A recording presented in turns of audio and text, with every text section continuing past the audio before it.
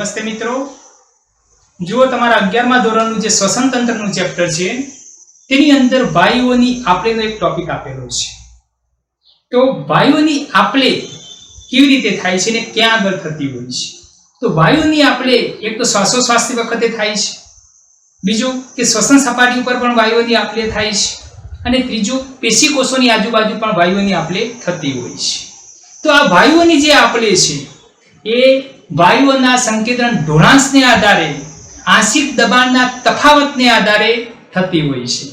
તો વાયુઓનું જે આંશિક દબાણનો જે તફાવત ત્યાં કેટલો હોય છે તેના વિશે આપણે અહીંયા આગળ જોવાનું છે. તો પહેલા તો આપણને ખબર પડવી જોઈએ કે વાતાવરણની અંદર જે હવાનું જે દબાણ હોય છે તે કેટલું હોય છે. તો વાતાવરણની અંદર હવાનું દબાણ, આપણે દરિયા કિનારેની સપાટીની વાત કરીએ છીએ તો દરિયા કિનારે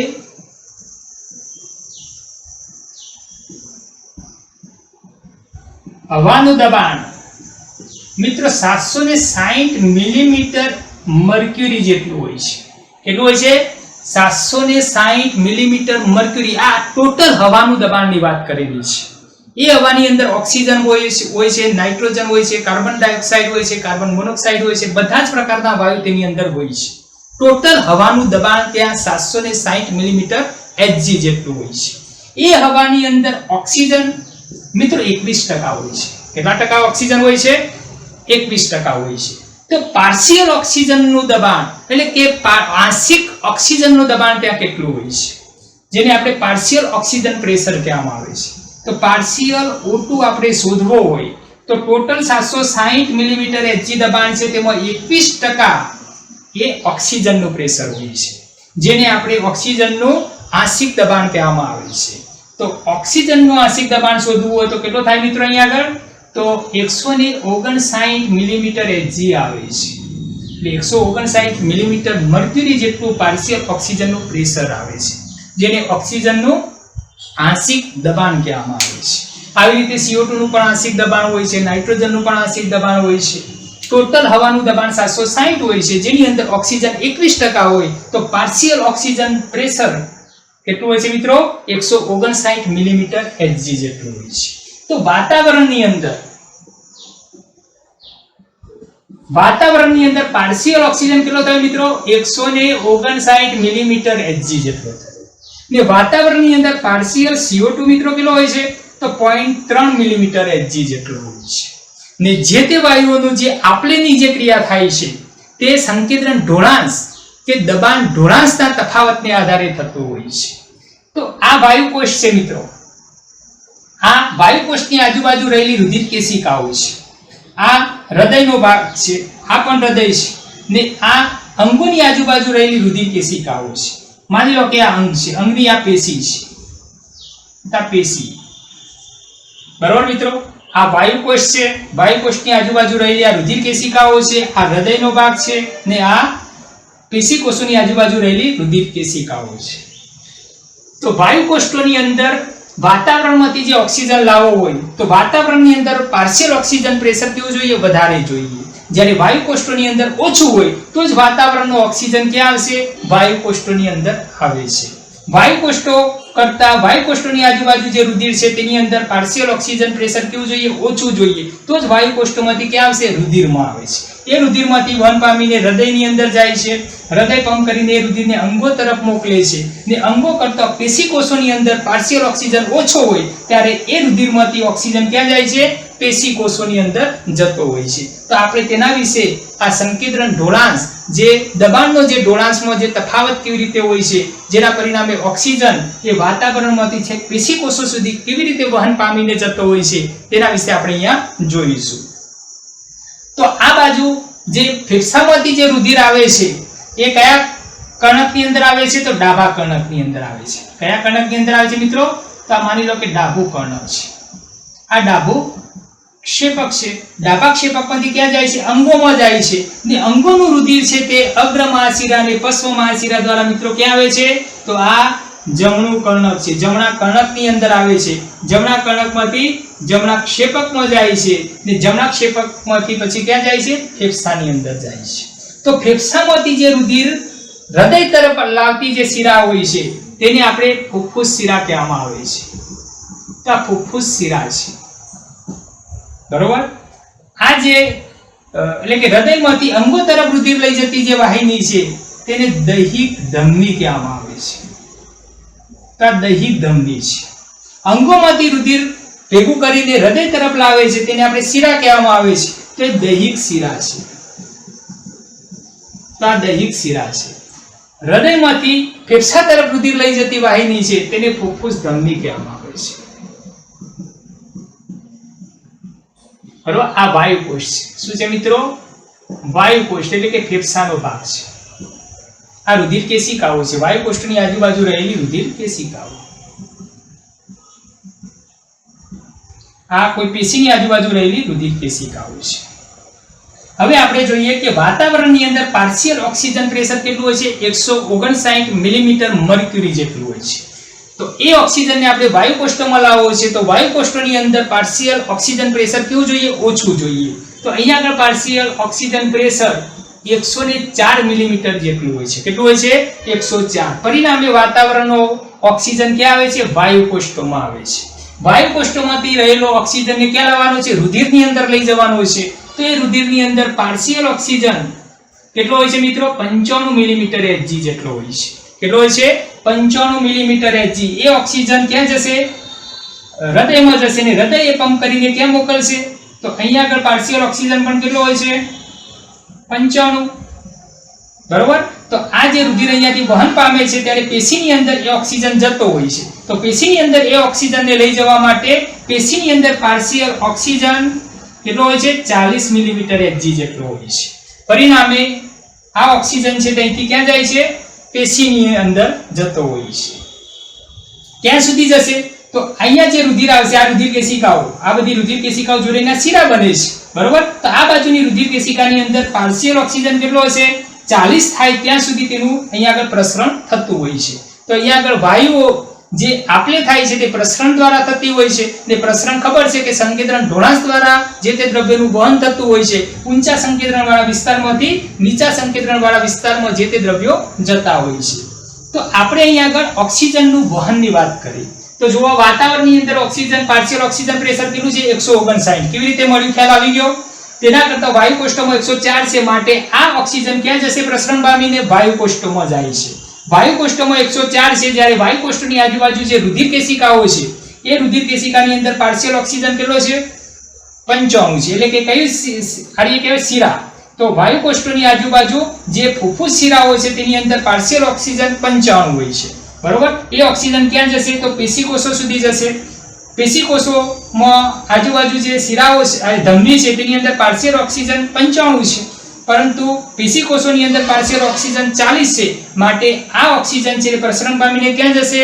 વાયુ કોષ્ટકમાં જશે। ક્યાં સુધી પ્રસરણ પામશે? તો આ બંને સરખા થશે ત્યાં સુધી। તો આ રુધિરની અંદર પણ પાર્શિયલ ઓક્સિજન કેટલો થઈ જાય? 40 થાય ત્યાં સુધી પ્રસરણ પામીને ક્યાં જશે? પેશી કોષોની અંદર જતો હોય છે। તો અહીંથી જે શિરા બને છે એ શિરાની અંદર પાર્શિયલ ઓક્સિજન 40 હોય છે। એ પાર્શિયલ ઓક્સિજન ક્યાં આવે છે? એ ફેફસા સુધી જતો હોય છે હૃદય દ્વારા ને આ જે પાર્શિયલ ઓક્સિજન અહીંથી અહીંયા જશે નહીં, કારણ કે અહીંયા આગળ પાર્શિયલ ઓક્સિજનનું પ્રેશર કેવું છે? 104 છે, અહીંયા 40 છે, માટે આ તરફ વહન નહીં પામે। તો કઈ તરફ વહન પામતો હોય છે? પાર્શિયલ ઓક્સિજન આ તરફ વહન પામે છે, એટલે કે વાયુ કોષ્ટકમાંથી રુધિર તરફ ઓક્સિજન આવતો હોય છે। હવે આપણે CO2 ના વહનની વાત કરી લઈએ। CO2 ક્યાં ઉત્પન્ન થાય છે મિત્રો? તો પેશીની અંદર જારક શ્વસનની ક્રિયાને પરિણામે CO2 ઉત્પન્ન થાય છે। તો પેશી કોષોની અંદર જારક શ્વસનથી જે CO2 ઉત્પન્ન થાય છે ત્યાં પાર્શિયલ CO2 નું પ્રેશર 95 મિલીમીટર Hg જેટલું હોય છે, બરોબર। જ્યારે પેશી કોષોની આજુબાજુ જે રુધિર છે ત્યાં આગળ પાર્શિયલ CO2 એના કરતા કેવો હોય છે? અહીંયા આગળ 45 હોય છે, અહીંયા આગળ પાર્શિયલ CO2 40 હોય છે, માટે આ CO2 ક્યાં આવશે? રુધિરની અંદર આવે છે। પરિણામે પાર્શિયલ CO2 કેટલો થઈ જાય છે? 45 થઈ જાય છે। આ CO2 વહન પામીને ક્યાં જાય છે?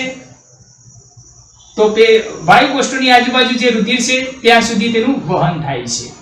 વાયુ કોષ્ટકની અંદર પાર્શિયલ CO2 40 મિલીમીટર Hg જેટલો હોય છે, માટે આ CO2 રુધિરમાંથી ક્યાં જશે? વાયુ કોષ્ટકમાં જશે ને વાયુ કોષ્ટક એ CO2 ને ક્યાં મોકલશે? બહાર મોકલે છે, કારણ કે વાતાવરણની અંદર પાર્શિયલ CO2 0.3 છે, વાયુ કોષ્ટકની અંદર પાર્શિયલ CO2 40 મિલીમીટર Hg જેટલો હોય છે. માટે આ પાર્શિયલ CO2 ક્યાં જાય છે? વાતાવરણની અંદર જાય છે. ને આ વાતાવરણની અંદર જે ઉચ્છ્વાસ દ્વારા જે હવા બહાર કાઢીએ છીએ, ઉચ્છ્વાસ દ્વારા જે હવા બહાર કાઢવામાં આવે છે તેની અંદર પાર્શિયલ ઓક્સિજન અને પાર્શિયલ CO2 નું પ્રેશર કેટલું હોય છે મિત્રો? તો પાર્શિયલ ઓક્સિજન 116 મિલીમીટર Hg જેટલો હોય છે ને પાર્શિયલ CO2 32 મિલીમીટર Hg જેટલો આવેલો હોય છે. તો આપણે અહીંયા આગળ બધા જ આંકડા અહીંયા આગળ જો નોંધ કરી દીધી છે. પાર્શિયલ ઓક્સિજન 95, અહીંયા પાર્શિયલ ઓક્સિજન પાર્શિયલ CO2 40 છે, તો અહીંયા પણ કેટલો હોય? પાર્શિયલ CO2 40, કારણ કે CO2 ને અહીંથી અહીંયા નથી લાવવાનો, CO2 ને અહીંથી રુધિરમાંથી ક્યાં મોકલવાનો છે? વાયુ કોષ્ટકમાં. માટે પાર્શિયલ CO2 વાયુ કોષ્ટકમાં 40 હોય તો આ જે રુધિરની અંદર પણ પાર્શિયલ CO2 કેટલો જોઈએ? 40 જોઈએ, બરોબર, સમસાંદ્ર જોઈએ. તો જ અહીંથી CO2 એ વાયુ કોષ્ટકની અંદર, એટલે વાયુ કોષ્ટકનો CO2 છે તે આ રુધિરમાં આવે નહીં. આ જે આપણે જે આંકડાઓ લખેલા છે એ સંકેતન ઢોળાંશને પ્રમાણે લખેલા છે.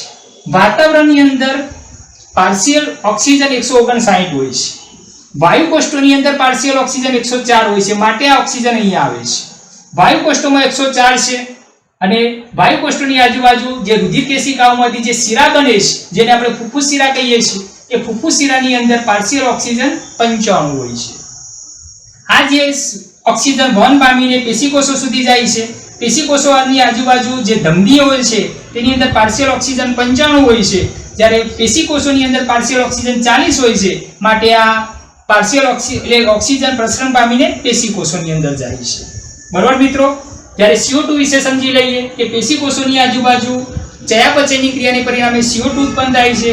એ CO2 ક્યાં આવે છે? રુધિરમાં આવે છે, કારણ કે અહીંયા આગળ 45 છે, જ્યારે રુધિર અને પેશીકોષોની આજુબાજુ જે આ શિરાઓ છે, શિરાની અંદર પાર્શિયલ CO2 45 હોય છે, ત્યાં સુધી વહન પામશે, કારણ કે પહેલા કિલો તો 40 હતો, માટે વહન પામીને અહીંયા આવ્યો તો પરિણામે અહીંયા કિલો થયો 45 થયો. સમસાંદ્ર થાય ત્યાં સુધી તે પ્રસરણ પામીને રુધિરની અંદર આવતો હોય છે. આ પાર્શિયલ CO2 45 અહીંયા છે, વાયુ કોષ્ટકમાં કિલો છે 40 છે, માટે પ્રસરણ પામીને આ CO2 ક્યાં જાય છે મિત્રો? વાયુ કોષ્ટકની અંદર જાય છે. વાયુ કોષ્ટકમાં પાર્શિયલ CO2 40 છે, જ્યારે વાતાવરણની અંદર 0.3 છે, માટે આ CO2 પ્રસરણ પામીને ક્યાં જશે? વાતાવરણની અંદર જાય છે. તો CO2 આપણે ઉચ્છ્વાસ દ્વારા બહાર કાઢીએ છીએ, એ જે ઉચ્છ્વાસ દ્વારા બહાર કાઢીએ છીએ તેની અંદર ઓક્સિજન પણ હોય છે અને CO2 પણ હોય છે. ત્યાં partial oxygen pressure 116 millimetre Hg હોય છે અને પાર્શિયલ CO2 32 મિલીમીટર Hg હોય છે.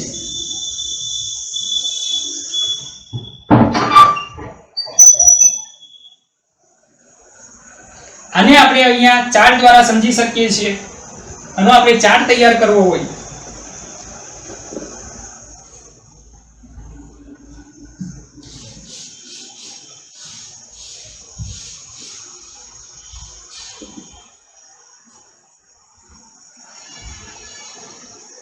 પાર્શિયલ ઓક્સિજન અને પાર્શિયલ CO2.